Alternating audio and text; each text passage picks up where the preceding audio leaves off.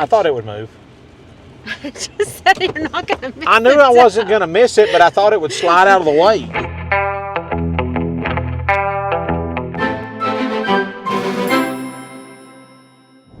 Hey guys, And girls. welcome to today's video. Cody loves it when we start a video like that, when we welcome you to our video. Well, we were like in the middle of a conversation, and like we haven't decided where we're going with it, and you just like start the video. So, Well, here's the thing. We went all the way to Canada, and we saw this beautiful, beautiful square body. Insert picture here. yeah, don't forget like you did on the other deal. The last video. And now Cody wants to go buy another square body.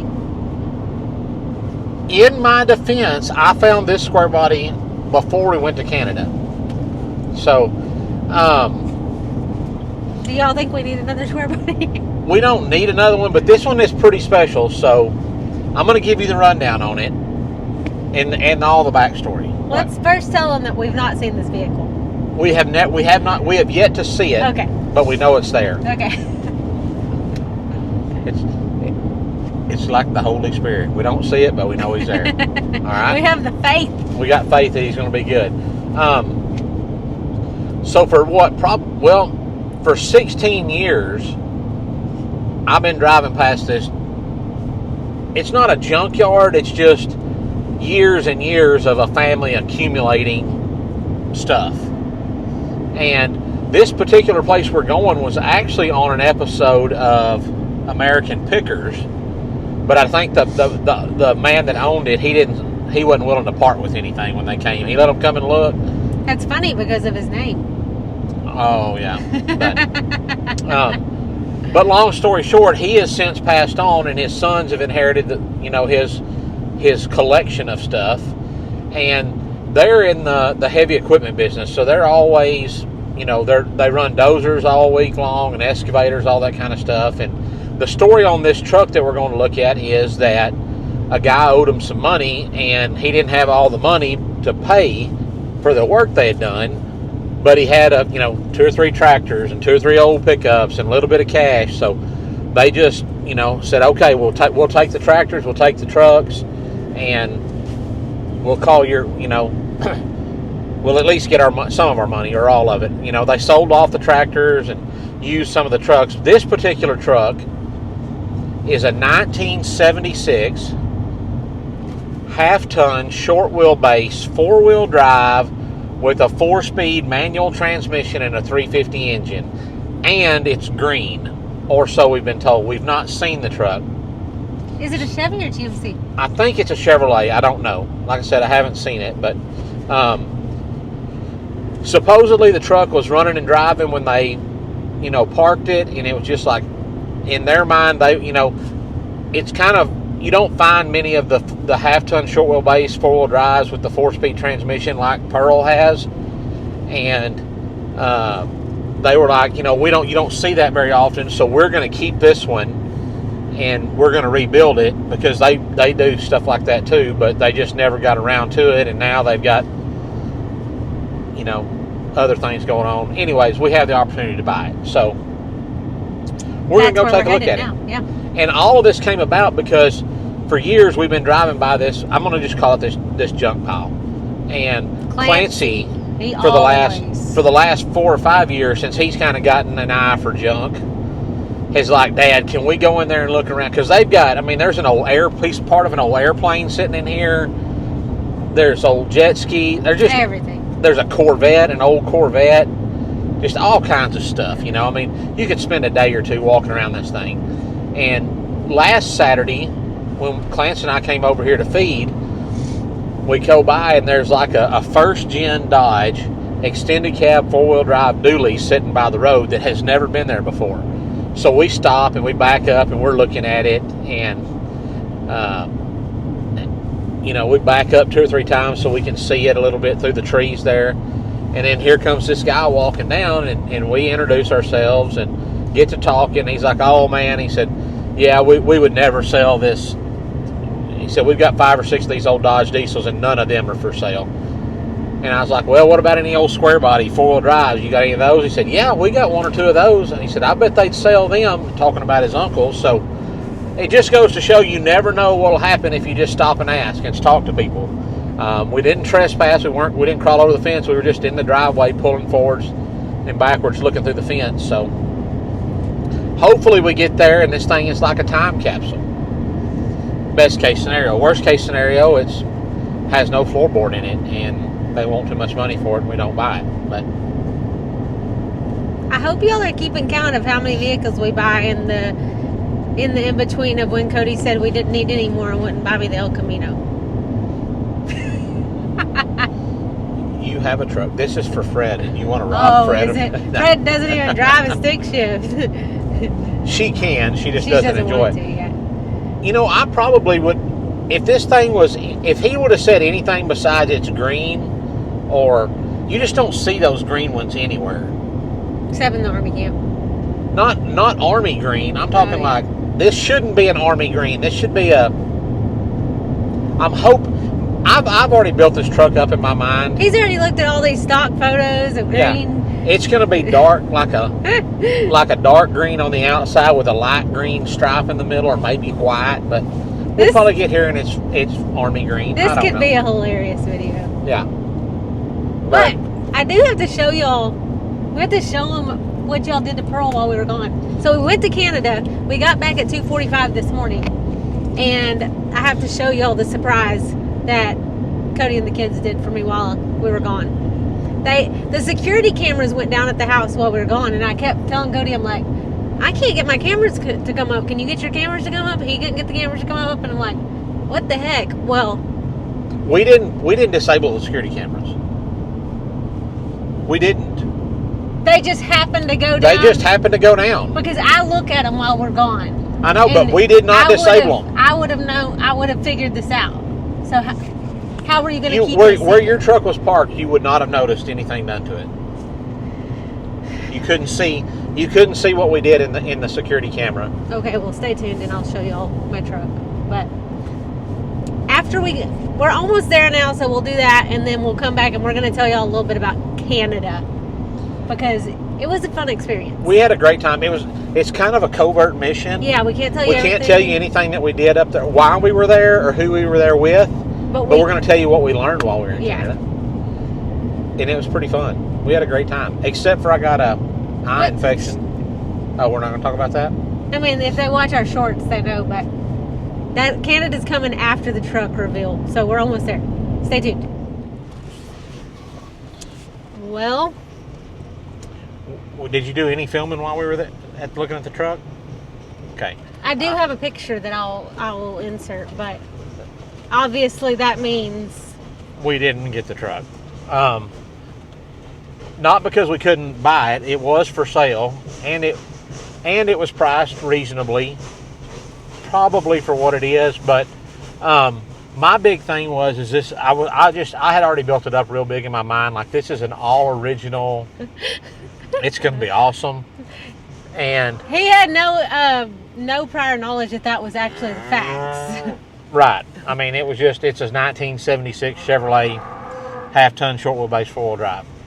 And when we first saw the truck, I kind of got excited because it's like an old man truck. It's got this big old camper shell on it. Not like would you call that a camper? It's a camper. Yeah, but not like. It's a camper shell. But it not like it wasn't a camper. It was just like a big white shell, like where all your crap in your That's what bed. That's what you called them back then.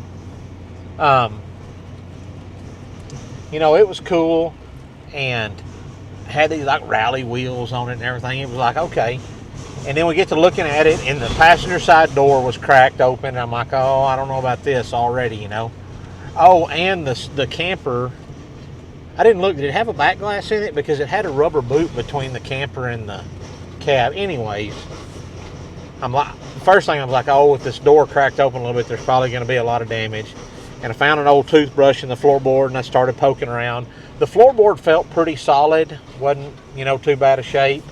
But the more we looked at it, I think it had been wrecked on the... I'm going to show y'all cows while he talks. I think it had been wrecked on the passenger side. There was a lot of Bondo the front fender on the passenger side door, and the bedside on the passenger side had a fuel door on it, whereas the bedside on the driver's side did not have a fuel door. It just had the fuel neck sticking out the side of the bed with the cap on it. So that to me was a telltale sign that truck had been wrecked at some point. And to me it was like, that's just, it's not really what I'm looking for. I was kind of wanting something a little more pristine, I guess, so to speak. But there was some super secret, awesome, cool stuff we did get to see that we can't talk about. So it was definitely worth the visit. It was definitely worth the visit. So we ended up being there for like 2 hours or something. I don't know. Long time. It was awesome. We got to go. I mean, we already said that this place was on pickers, so we got to go through and look at some of the stuff that the pickers didn't pick, and visit with the man that owned it, and look at a collection or two. And it was a really good time. It was, even though we didn't come out with a truck, we got to see some really cool stuff and make a new friend. Mm-hmm. Where's that tub at? Am I missing it? The tub is, you're not gonna miss the tub. Whoa, it's right there. Oh, it's gonna move with the. Oh, I thought it would move. I just said you're not gonna miss. I knew I wasn't gonna miss it, but I thought it would slide out of the way. He thought that this tub would slide. I was gonna get out and move it for you. I just thought we were gonna stop. He thought that the tub would move. The tub did not move. See? He's broken. He broke the tub. It was too full for it to move with the trailer. Good job.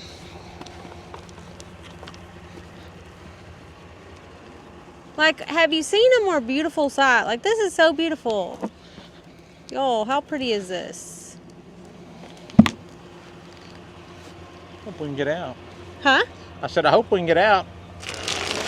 We can definitely get out. Oh, I don't know if that's... Can I have that sack? You can have this sack.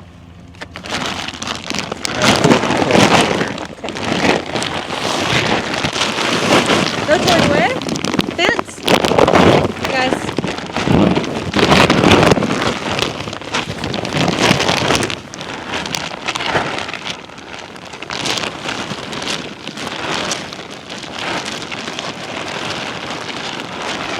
Whoa.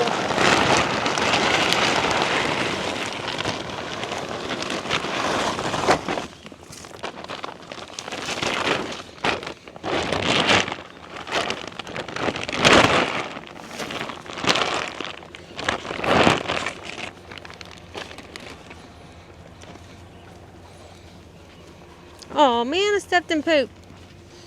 Stepped in the poop. Why'd you do that? I thought it'd be cool. What you get for thinking?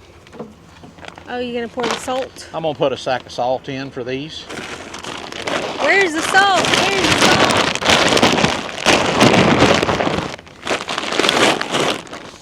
salt? So what else? I'm looking at this cute little calf.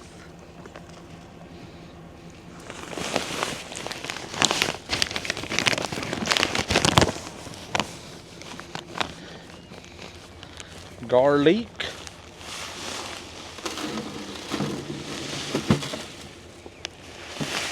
That stuff, if y'all had smell-o-vision, it just smells like we poured garlic smells like bread, salt. like spaghetti bread. Yeah, like garlic salt. Right in the tube.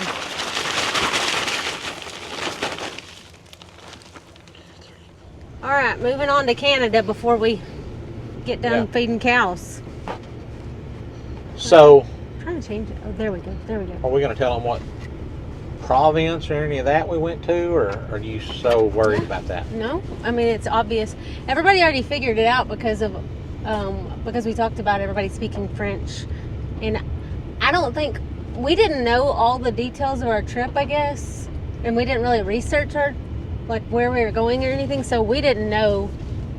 We didn't really know what to expect because we were supposed to have like a chaperone, I guess you would call it, that was going to go with us and like, hey, you know, when we get to Quebec, to Montreal, that we'll, you know, hey, I'll have a car rented for us. And, all the good stuff. He was going to be our handler. I already got places lined out where we can go eat that are carnivore friendly. But unfortunately, on our way to DFW, he called us from DFW, and he was sick and could not make it. So he was like, I was going to tough it out, but I'm sitting in the parking lot and I'm not going to tough it out. And that's where the fun began. Everything, we were like, okay, it's going to be all right. We can rent our own car, not a big deal. And then we landed, or we were on the plane on the way to Quebec, and your eye was... Well, that morning, so like Monday, Erica mentioned something to me. She's like, hey, your eye's a little red. And I was like, yeah, but, you know, I've wore contacts since I was in the 3rd grade, so having a red, irritated eye is nothing new to me. I mean, it didn't hurt, nothing was itchy or anything. It's like, no big deal.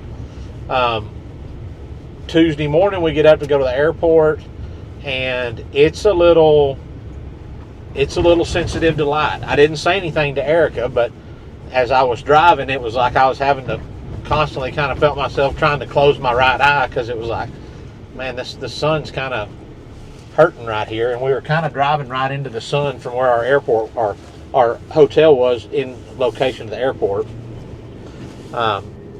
So I'm like, but it's no big deal. Maybe it's just the morning sun coming up, shining right in my face.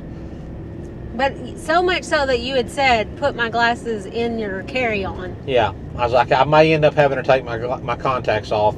Maybe it's just something with this one contact that's irritating my eye. I'll just take them off if it gets bad. So we get to the airport. Everything went smooth at DFW. We got checked in. Yeah. Got loaded up. It was our first time flying Air Canada, so it was a little different experience because we usually just get on American or something. So, you know, the flight's doing all right, but my eyes a little bit.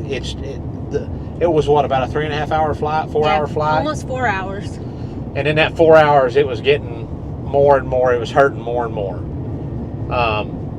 So much so that like when we landed, I was basically like, I got to take my contacts off. And I was like, I don't have anything to put them in, but just throw them away. We got more, so just take them out, and here's your glasses. And it didn't hurt bad, but it was tender. It was like, okay, I need to take them off because if I don't, it's probably going to get bad. What we were going to Canada for, I had to be able to have both my eyes to read and see and look normal, you know, not be walking around with a pirate's patch on my eye like I ended up having to do. So, so long story short, I pulled my contact off, and it immediately got like 100 times worse. As soon as it was like whatever was underneath my contact was starved for air, and it couldn't really grow. It was like a fire, you know. It was like that was smothered. It couldn't really grow, but when it got that breath of air, it come to life, and it went. Yeah. It went from like pain level of 3 1 to 75. Yeah. I remember like the last time that I had pink eye. That's exactly what happened to me. Like the minute I took my contact out, 1,000 times worse.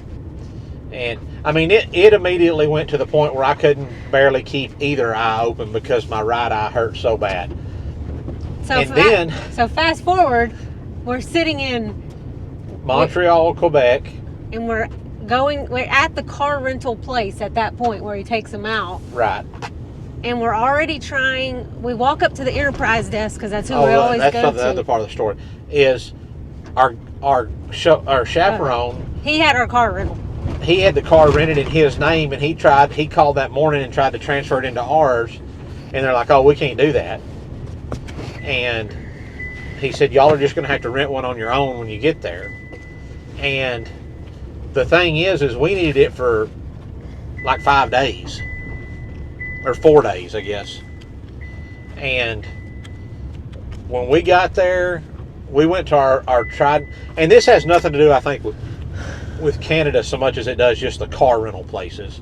We went to National, which is who we always use. We went to Enterprise. Enterprise first. And you walk up to him and you have to book online. We've been through that before, but he's like standing there. He's sitting there with no one there. Yeah, there's absolutely no one in his line, and we're like, hey, we need to rent a car. Well, you got to book it online. So I'm like, you can't just pull it up. No, I can't do that. I'll get the gate. And I was trying to talk to the guy, and at this point, I'm like, Erica's like, well, I'll just see if I can book it online. So she goes on there and nothing, and I can't help her at all. I can't pull up anything on my phone because I can't even see it. Number one, my glasses are like 20 years old, and I ain't even sure if they're still in prescription. I mean, they always say they're the right prescription, but I can't see squat out of them. So Erica's pulling up. I mean, there's probably, 10 rental cars? Cody has no idea what happened at this point because he's dying. You go ahead. You go ahead. You finish this do story. You even know what happened at this point? I feel like. I mean, I know you went through every one of the car deals that was there on your phone. So I just went line by line of where they were in order and what we were looking at, and every one of them sold out.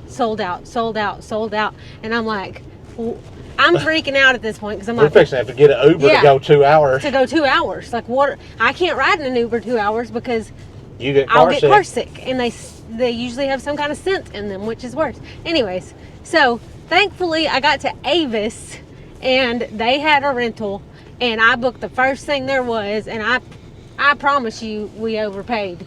They had us over a barrel and they knew it. Yeah. So, anyways, I booked it. We got our rental. Cody's like, there's no way I can drive. I'm like, you gotta be kidding me. And it's like 2:30 in the afternoon, right? 2:30 in the afternoon, Montreal, Quebec, which is, I promise you, worse than Houston, Dallas, or Austin. Their traffic. And here's the thing, guys, is most of Canada speaks English except for the province of Quebec, and they mostly speak French. Yeah. So everything's I think in it's French. like you have to speak French. Yeah. You don't have to, but it's a very strong culture. I think they have there. I think from what we were told, if you wanted to become a citizen of Quebec, you had to be able to speak French. I don't know that. Well, your kids have to go to French school. Yeah, your kids have to. If you weren't raised there and you didn't attend English school, your kids have to go to French school. Anyway, so I'm freaking out internally because I'm like, number one, I'm not usually like the navigator. I'm never the driver when we're in a You're usually place. the navigator. You usually I put maps on, but that's it. Right, but I'm not usually the leader. I'm not usually like, let's go here or whatever. I don't know. I'm not ever the driver in a major city that we don't know, and especially in a foreign country. And everything's in French, which obviously. And your speed limits in kilometers per hour. Kilometers. It took me a minute to. Oh, there's a deer. It took me a minute to like catch on to that. I looked down and I'm going 100, and I'm like, how am I going 100? Which is in reality like 60. Yeah, their speed limit is only like 62 or 3. something. Yeah, it's slow. So, anyways, internally freaking out. I'm driving this big, huge Buick, which is a little. It's like a Buick Enclave or something. But it was bigger than my car. Yeah, a little bit bigger than her car. The shifter was on the what do you call this, column? Yeah, it's got a weird gear shifter. It was weird. Anyways, it took me a minute to figure out how to put it in drive. But we got on the road, and in the meantime, Cody thought he wasn't going to go to a doctor at first. Right. I had no intentions of going to a doctor. I'm like, let's just get out of this city, out of this all this mess, and go. Once we get out of here, we'll find some place and we'll go to a pharmacy or something. I'll get some Visine or something, and we'll get it. That's not. I knew in my brain, I'm like, Visine is not going to cure this. And you started crying. There were too many things going on at one time. Yeah, you were overstimulated. Let's put it that way. I couldn't get off of the freeway. Like, there were no places. Like, you were stuck. And they drive wild up there. I mean, there's not really any courtesy. It's like if there's a 1/16 of an inch and they think they can stick their car in there, but they just stick it in. everybody's very nice. Right, but as far as driving, I mean, it's like they're using their horns all the time, honking at everybody. But it's all very courteous, like they don't get road rage about it or anything. Right, yeah, I mean, there's nobody rear-ending do. people on purpose or anything like we do around here. But anyways, it was overwhelming. I finally convinced Cody that he was going to have to call around and figure out what to, like, find a doctor. He called like a million. I looked up like urgent cares or something like that. I couldn't find anything there. Then I looked up optometrists. I'm like, well, if we go to an emergency room, they're probably going to say, hey, this is an eye deal. You need to go to an eye doctor. So I'm like, I'm just going to look up an eye doctor and see if I can get an appointment. See, and I was the opposite. I'm like, you don't just get a same day with an eye doctor. And in my brain, I'm thinking this is pink eye, and a regular doctor prescribes medicine for that. Okay, back to you. So, but come to find out, all the Canadians said you need to go to an optometrist, not a regular doctor for this, because it's your eye. So I was ahead of the game there. Really? Where did you hear that? All of them told me at our deal. My new Canadian friends told me that, oh yeah, you didn't need to try to go to the doctor, you need to go to the optometrist. And so I called like...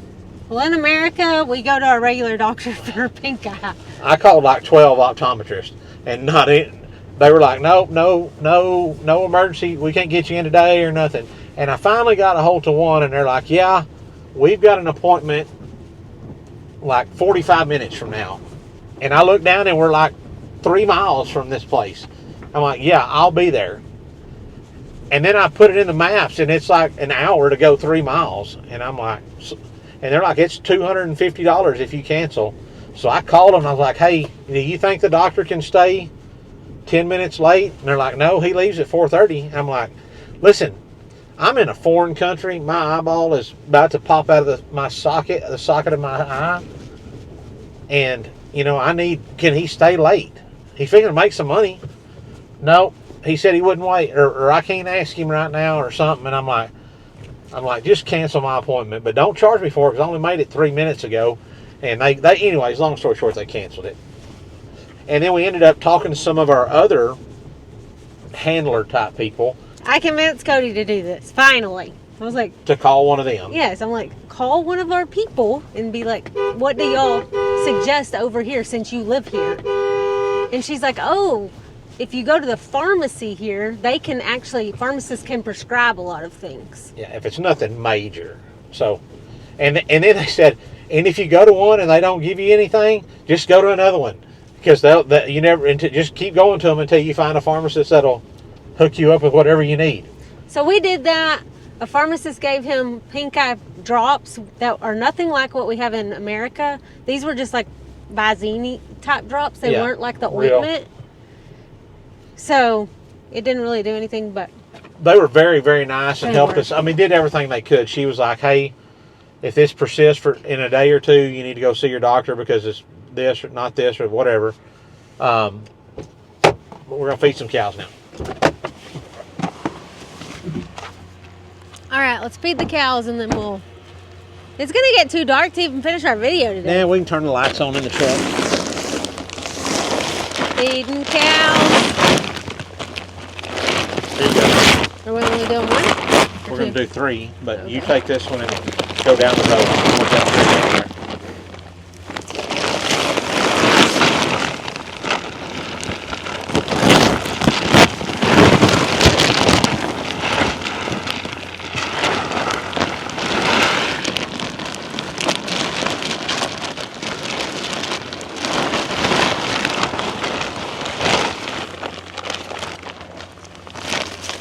I just got tail swatted.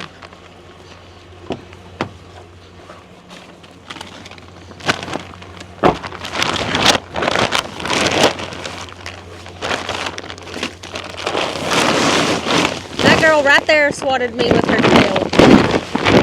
She got you? Yeah, she got me.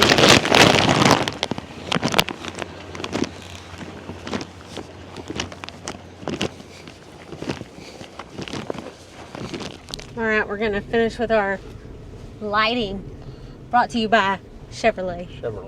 This video is sponsored by... Not really. Anyways, after the pharmacy, we hit the road.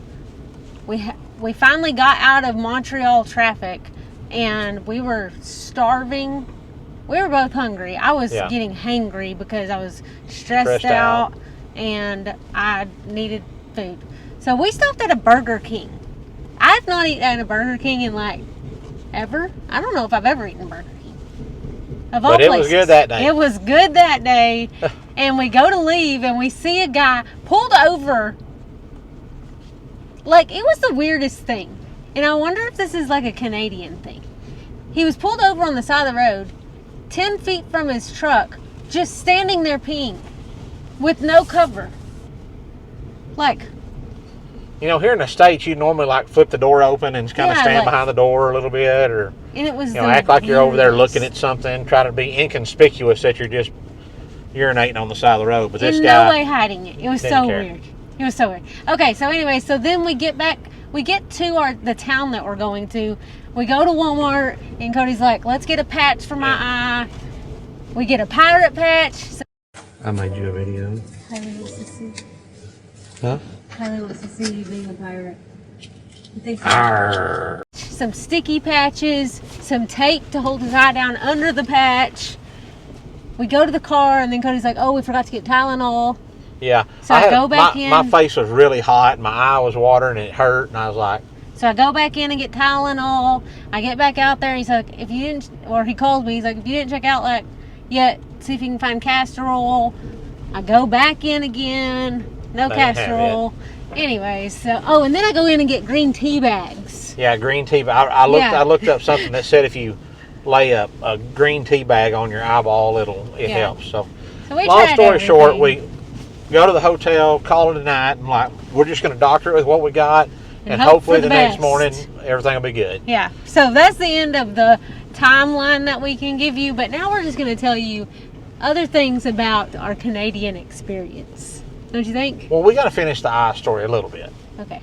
So the next day we go to our destination, and there happens to be a veterinarian there. Oh, yeah. And I talked to the vet, and I was like, hey, do y'all have any... First I asked the people where we were at, I said, do y'all have a feed store around here where I could get some Vetricin? Because one of my pharmaceutical rep friends said, hey, just get the pink eye Vetricin and squirt it in your eye. In a day or two it'll be gone if it's pink eye. They don't really have feed stores up there, and they didn't even know what Vetricin was. But the vet there was like, I got some stuff over here for conjunctivitis for horses or animals in general. I've got some of that on my truck. If you want some of that, we can hook you up with that. So, and before that, like before we got to talk to the vet, like I felt like it wasn't going to go good because they were like, I don't know how she's going to feel about like since you're not a horse, you know? Yeah. But she was a regular vet. She was like, she was like cool with it. Yeah, here, I got this for you. And she also only spoke French. Yeah. So she got some ointment and gave it to me, and I'm telling you what, it worked, because the next day I was a lot better. It was basically just like the pink eye stuff you get for over here for people, though. Like it was the kind you just squirt a little layer in your eye, so it worked wonders. So now that we got the eye deal I'm 5 days in, my eyes, I haven't had any problems today. I've done all the driving today. Yeah, the funny thing is I had to drive for 4 days, including to the hotel yesterday, or to the airport yesterday. Right. And then last night we get to Dallas, and Cody decides, I can drive home. And then we get here today. I told you it was the sun. I wasn't sensitive to lights inside, but it was sunlight. And then we're home today, and you're out in the sun all day working just fine. Well, I'm pretty sure I got played. Because it's been doctored good. Did I get played, Cody? The medicine's working, Erica. I got played. So we're going to kind of just talk to you about our time in Canada, because a lot of it we can't talk to you about yet, but kind of some of the things that we saw and experienced that were like, hey, that's kind of different. So, the first thing we kind of talked about was the amount of French that spoke, but we were kind of, after talking with everybody, it's kind of, there's more French spoken in Quebec than there is the rest of the country. Est-ce que ça c'est long?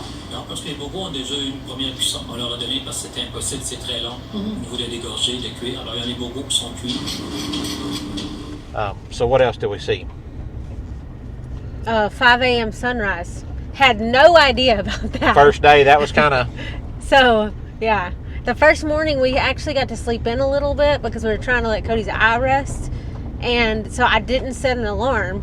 So when I woke up and saw the sunlight, I was like, oh, it's probably like 7 because the sunrise is about 6:30 at our house.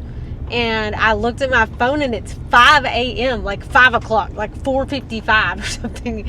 And I'm like, why is it broad daylight? It was weird. That was strange. So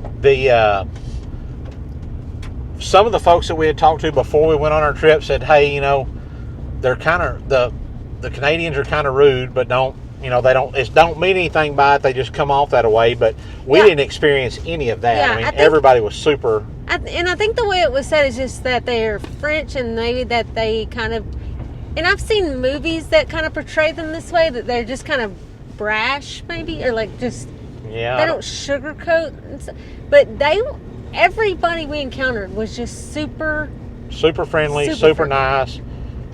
And I mean everybody from gas station attendants and clerks, the people at the pharmacy. Like nobody gets upset that you're like, oh, they don't speak French. Yeah. Oh, because everybody immediately speaks to you in French.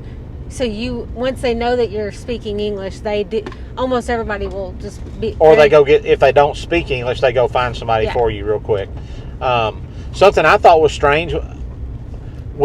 So when we got up there, we realized that our debit cards weren't hardly working because it's like, why is your debit card being used in Canada? And we hadn't called the bank and told them because we weren't supposed to be spending any of our own money while we were up there. So I did take some cash with me, a few $100 bills, just in case, and I paid with one at Burger King, I think. Oh yeah, because our debit cards wouldn't swipe. And he looked at it for a long time before he finally took it. And when he gave me my change back, all the bills are plastic, and I was like, is this even real money? He didn't say it, thank goodness, but Cody's like looking at it like, this is plastic. So that was kind of strange. That was kind of new for us. Go ahead. No, you go ahead. Go ahead. We had breakfast at one of our deals one morning, and they had salad. I mean, it's not like American breakfast. There were some kind of pastry kind of stuff. Danish they don't have biscuits.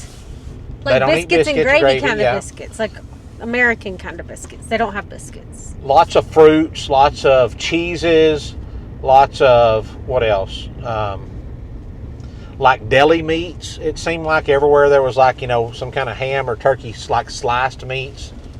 So we had a wine dispenser in our hotel. That was first for us. We walked by it like 3 times before I looked over and I realized that's a wine dispenser. What'd you see in the gas station? That was in a bag. That was different from here. Oh, milk in a bag, which I had seen that in some of my it was like in an ag social media post or something, but I got to see it in the gas station. I'll insert a picture here. I saw a guy grabbing something like that, and I thought it was like a bag of like burritos or something. I didn't really look. Number one, I can't hardly see anyway, so I didn't really know what I was looking at. But I sure didn't think it was milk, and it was on the bottom shelf. That would have been like up at eye level in America because that's what people go for a lot. It was kind of fun to go through. Like at the gas station, we kind of just looked over all the different kind of candies and snacks and stuff that were French and different. We did not eat at one of these, but there's an enormous amount of Tim Hortons in Canada, or where we were at in Canada. I mean, it seems like every 5 miles there was a Tim Hortons. We did get poutine because you have to have poutine in Canada, and one of the people that we were working with while we were there, he was like, you need to go to this place for it. Yeah, when you get back to Montreal, go to this place. La Banquise, I think it's called. I think that's right. And so we did go downtown, and that atmosphere, like, it was very similar to like downtown Austin, kind of a hippie vibe. Yeah. I mean, it was really neat. I mean, and it was, if you're not familiar with what poutine is, it's French fries with brown gravy and cheese curds. That's like the basic. But and then they do all different kinds. Yeah, this place they had all different kinds. So we got hamburger insert meat, a picture, but yeah, hamburger meat and hot peppers. It had 2 or 3 different kind of pickled peppers on it, and onion rings on top. And onion rings, yeah. I thought they were going to be onions. onions. No, it said But onion rings. I didn't realize it Oh, was you fried thought like? onions. Yeah. Oh no, I knew it was gonna be. But that was they were really good that way. It was interesting. It was cool. And it was only like 4 onion rings on top of this. I mean, it was very good. It was very good. We just split an order. They had some really good looking hot dogs, but I didn't know that's what they looked like when we ordered, or I'd have ordered us a hot dog to try because we saw somebody else get one. And that was also a very traumatic time as well because driving downtown, that was stressful for me too. I know. Big baby, call me a big baby. I don't care. That gives me anxiety. You had a whole list of stuff. Did you get your list out? What have we not covered? Oh, the amount of smokers.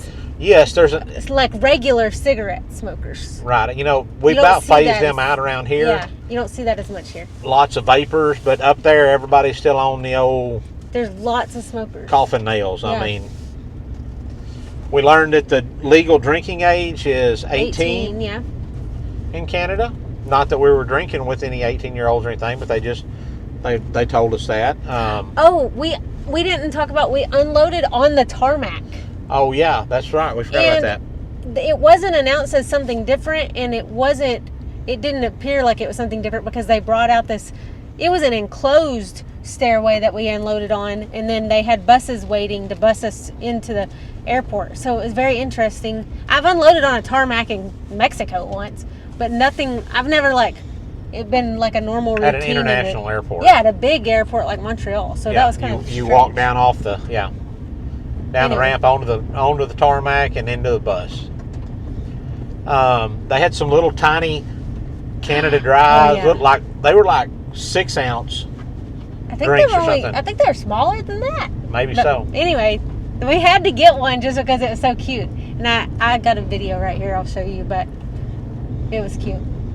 What else? Oh, we drove 2 or 3 hours from Montreal, and then when we came back, we even went a little further, kind of like a side shoot, a little further to maybe see some mountains and stuff. We did see some really beautiful scenery, but Cody did video just a tad when he didn't have eyesight, and I haven't seen those yet off his phone. So I'll insert whatever he captured. If it's anything like some of the photos I asked him to capture of me at one point, don't get your hopes up.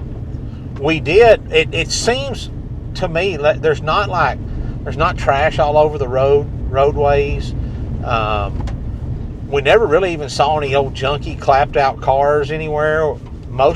All the buildings were in nice shape. I mean, it just seemed a lot cleaner overall, yeah. And I don't know if it's because they get so much snow and stuff, like they're constantly having to repaint buildings and stuff to keep them from dilapidating, or if we were just I don't know what the reasoning is, but it just seemed very well kept. Everything did. We did learn also that no one in Canada has firearms for the most part. Yeah.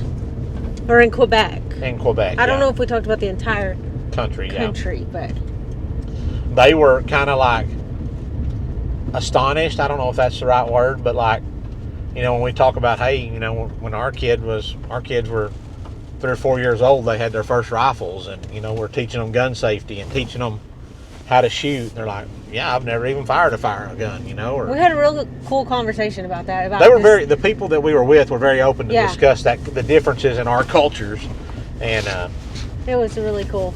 It was fun having that interaction without judgment from either side. Mm-hmm. So overall, it was a very cool experience, and we are definitely going to go back to Quebec for sure. I want to go to other parts of Canada, but that part of Canada for me was already a wonderful experience. We made some really cool friends, and they've invited us to come back when it snows to go skidooing. That's a skidoo for us Americans. Yeah, they call it skidoo. Basically, what do you call that? Snowmobiling. Yeah, snowmobile. Sorry. And that's something I've never done. I've never seen snow deep enough that you could snowmobile in it. So did you see that chupacabra run across the road? Yeah, I saw that. I didn't know if you saw it, so I wasn't going to say anything. But very nice. and I really want to go back. We were there, and they were like, "This is like one of the hottest days of the year today, or something." It was like 83 degrees. I don't know something. what it was, but it did get a little warm where we had to be that one day because there wasn't airflow where we were at in that spot, we were like in a building, and, yeah. and there just wasn't much airflow. But outside, it was not hot. They were all like, "Oh, it's a heat wave," and I'm standing there and like this, and ain't even breaking a sweat. So Erica's got a flannel shirt on. I know, I had a flannel shirt on. Then we get home. So we get home last night. It's midnight, and we walk outside at Dallas, and I'm like, it's hotter at midnight in Dallas than it was that the day. high there. Yeah, I pull up my map, my weather app, and it's 85 degrees at midnight in Dallas, and I'm like, you got to send this to our new friends and be like, it is 85 degrees and it's midnight. Anyways, but overall, we did on our way back. We our flight got delayed like an hour and a half while we were in the plane. But there's people that have way worse than that, but still, yeah, it's like, it wasn't much fun. But luckily, we did get to fly first class, which we don't always do, but we try to as much as possible, as much as feasible. I'm going to warn y'all right now, unless you're going to fly first class from then on, you should probably never try it. You should never be like, I'm going to try it just this one time and see what it's like. Never do that, because then I'm going to treat myself, because it's like, I'm not going back there with the peasants. Yeah. I don't mean that way, but it's like... Especially in a time like that. Like yesterday, we were there for an hour and a half sitting there. They had to turn the plane completely off with no air conditioning. And the air conditioner on our plane was pretty terrible. Yeah, so imagine sitting side by side with people like that. Luckily, we were up there. 3 wide. You didn't have to do that, but still. Anyways. I don't know why them airplanes didn't make those things. I understand, you need 6 seats, but make 2, 2, and 2. I mean, who travels in groups of 3? Nobody travels in groups of 3. Well, you just don't do that. So you always got to sit. Lots of people have one kid. We've done it plenty of times. Lots of times. No, I guarantee you there's more times you're sitting by some complete stranger. Me, Kylie, and Ginger went on a trip. Me, you, and Clance went on a trip. Lots of people go on 3s. All right, anyways. You're supposed to back me up. You didn't back me up. We're going to have to quit this video because we're about to be at the last place and my arm's getting tired. All right, guys. Overall, our trip was amazing. We got home. We got to Dallas at 12. We got to our house at 2:45 this morning. It was 3:30 when we got to our house this morning. I looked at the clock. It was not 2:45, I promise you. Okay, Cody says we got to our house at 3:30. I mean, we laid down at 3:30 because I set my alarm for... No, that's not right. It was 2:40. It was 2:45. Because I set it for 3:45, yeah. So anyways, Clance had to be in town at 5 to go to D.C. He had been gone all week as long as we were as well. He was at Texas 4-H Roundup in College Station. So he got home the day before us, and then he had to be in town this morning at 5 to fly to D.C. with his fellow leaders from our county. They took a group of like 10 people. And so... we went to sleep for an hour. Well, Cody drove home from Dallas. I did go to sleep. He said, why don't you go to sleep? He drove home. And then we got home and we slept. I got up and took Clance to town because I didn't want him driving at 4:30. And then I came back and we fell asleep for a little bit longer. We planned on going to a sale today. And Cody's like, let's try to buy some cows. Let's tune in online and bid online. So I'm glad we did that because it's 2 hours from the house just to get there, about an hour and a half, 2 hours. And it started at 10, which means we would have needed to left by 8. Instead, we get up at 9:30, pull it up on the computer. By 1 o'clock, they'd sold everything that we thought we wanted to buy, and they were much higher than I was willing to pay for them today. So we didn't buy anything. And we didn't have a 2-hour drive to get there or a 2-hour drive to get home. We just did some chores around the house, did some mowing, some shredding, and went and checked these cows. And so it went way better. Got to talk with y'all. Yeah. So, all right, guys. Thanks for joining us. Y'all let us know in the comments down below if you've been to Canada or Quebec, and tell us like what province you have been to and which one. And what's something we should do next time we go back, or something we should try, some kind of food or some... It's not often that we go somewhere and we don't get to explore, but we really did not. We would have if my eye hadn't Yeah. been such a mess, but Because we did have some good downtime, but we just kind of went back to the room and kind of babied this little guy. yeah. I will give my wife the credit she deserves. She did do an excellent job of getting us around there. She really stepped up to the plate and took care of me. That's and what us. wives are for. That's Now right. you owe me. I've already paid you back at the beginning of this video. I paid it. That I paid was a it before prepay. it That's came. not prepays Yeah. don't count. All right, y'all. Keep Yep. ranching Wrenching. and praying. Adios. Adios. Oh, you got to say no. Au revoir. Au revoir.